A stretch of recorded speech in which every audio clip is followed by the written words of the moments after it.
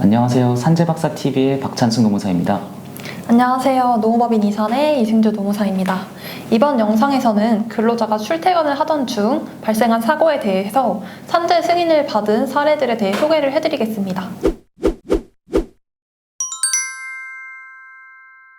네, 간단하게 출퇴근제가 무엇인지 그리고 산재로 인정되기 위한 요건을 설명드리겠습니다. 찬수 노무사님, 출퇴근제란 무엇인가요? 출퇴근제란 이동 과정에서 발생한 사고를 의미하는데요. 간단하게 회사로 출근을 하거나 집으로 퇴근을 하던 중에 예상하지 못한 사고로 다치는 경우에 출퇴근제로 인정받을 수 있습니다.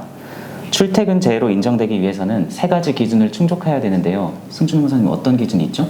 첫째, 출퇴근 중 발생한 사고여야 합니다. 보통 집과 회사를 오가는 중에 발생한 사고를 말합니다. 둘째, 일반적인 경로와 방법으로 이동하던 중 발생한 사고여야 합니다. 최근에는 회사가 제공하는 차량뿐만 아니라 대중교통이나 자차, 도보, 그리고 전동 킥보드까지 일반적인 방법까지 폭넓게 산재로 인정하고 있습니다. 지하철을 타기 위해 뛰어가는 중에 넘어지는 경우에도 출퇴근제로 인정받을 수 있겠죠? 마지막으로 중요한 요건이 있죠? 네, 마지막으로 경로의 일탈이나 중단이 없어야 하는데요. 출퇴근 중 개인적인 이유로 경로를 벗어나는 경우에는 인정하지 않고 있습니다. 그렇다면 퇴근하고 나서는 곧바로 귀가해야 되나 라고 생각이 드실 수가 있죠. 그러나 예외적으로 일상생활에 필요한 행위를 하다 발생한 사고에 대하여는 인정을 하고 있는데요. 예를 들어 퇴근 중 슈퍼나 대형마트 등에서 생필품을 구입하고 다시 귀가를 하다가 발생한 사고에 대해서는 인정을 하고 있습니다. 퇴근길에 백화점에 들러서 명품을 구입하거나 아니면 취미생활을 하기 위해 학원이나 동호회 활동을 마친 후 귀가 중 발생한 사고에 대하여는 인정받기가 어렵겠군요.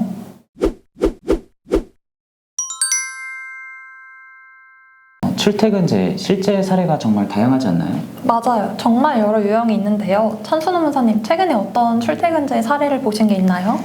보통 넘어지는 사례가 정말 많은 것 같습니다. 출근 중에 넘어졌다든가 퇴근 중에 넘어지는 사고, 이런 사고의 경우에는 언제 어디서 어떻게 넘어졌는지만 입증할 수 있으면 혼자서도 쉽게 신청하시고 인정받으실 수 있겠죠? 확실히 노무사의 도움이 필요 없는 것들이 있는 것 같아요. 그런데 너무 다양한 사례들이 있으니까요. 많은 분들이 궁금해하시는 사례가 있는데요. 예를 들어 퇴근 후에 지인과 식사를 하고 귀가하시던 중에 사고가 난 경우에는 조금 애매하겠죠? 맞아요. 퇴근 후에 식사를 한 상황만 가지고도 이게 야근을 하다가 퇴근을 한 것인지 구내 식당에 있는 것인지 사실 식사가 아니라 술을 마시는 회식 자리였다든지 여러 가지 방면에서 문제가 되어 불승인이 될 수 있는 가능성이 있기 때문에 조심해야 될 것 같아요. 그러면 퇴근 후 식사를 하고 귀가를 하는 경우를 여러 가지로 나눠서 살펴볼까요? 만약에 승주 노무사님이 퇴근 후에 식당에 들렸다가 밥을 먹고 원래 가던 길이 아닌 다른 길로 귀가하다가 사고가 난 경우는 어떨까요? 벌써부터 애매할 수 있을 것 같은데요. 근로복지공단 업무처리 지침에 의하면 통상적인 경로라 함은 직과 회사 사이에 일반인이라면 이용할 수 있는 경로인 경우 인정되기 때문에 갑자기 반대 방향으로 가서 돌아가는 등의 상식적이지 않은 경우를 제외하면은 인정될 수 있을 것 같아요. 그러니까 원래 회사가 강남역이고 이제 집이 서울대 입구라서 지하철 2호선을 타고 출퇴근을 하였지만 식사 후에 버스 정류장이 좀 더 가까워서 버스를 타고 귀가하다가 발생한 사고는 문제 없다는 말씀이시죠? 맞아요. 이런 경우는 식사가 일상적인 그 생활에 필요한 행위였는지를 인정받는 것이 더 중요하겠죠? 그러면 식사가 출퇴근제에서 문제가 없으려면 어떠한 점이 좀 중요할까요? 우선은 식사가 꼭 필요한 상황인지를 파악하는 게 중요한 것 같아요. 예를 들어 원칙적으로 6시 퇴근자가 8시까지 야근을 한 후에 그 저녁 식사를 했어야 했는데 못한 경우라든지 이때는 식사의 필요성이 인정이 되겠죠. 그래서 식사를 했더라도 출퇴근제를 인정받는데 문제가 없을 것 같습니다. 이와 관련된 판례도 존재하고요. 퇴근하는 시간이 중요할 수가 있겠네요. 저희 한번 다른 사례도 알아볼까요? 네, 많은 분들이 궁금해하시는 사례이죠. 산재보험법에서는 범죄 행위로 인한 출퇴근 사고의 경우 원칙적으로 출퇴근제를 인정하지 않고 있는데요. 흔히 알고 계시는 12대 중과실 사고의 경우가 대표적입니다. 예를 들어 음주나 무면허 운전 중 발생한 사고는 산재로 인정받기가 어렵겠죠? 네, 그러나 아주 예외적으로 사고의 원인이 범죄 행위와 크게 관련이 없는 경우에는 출퇴근 제의로 인정될 수 있는데요. 찬수 노무사님, 그 무면허 운전임에도 산재로 인정한 판례가 있죠? 네, 그렇습니다. 요즘 전동 킥보드를 이용하여 출퇴근하시는 분들이 많으시죠? 이 사례의 근로자는 면허 없이 전동 킥보드를 타고 출근하다가 교통사고가 났는데요.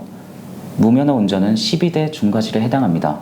그럼에도 무면허가 사고의 직접적인 원인이 아니었기 때문에 출퇴근죄로 인정받을 수 있었는데요. 네, 법원에서는 그 근로자의 과실을 인정하면서도 상대편 차량 운전자의 과실이 더해졌기 때문에 사고가 발생하였다고 보았는데요.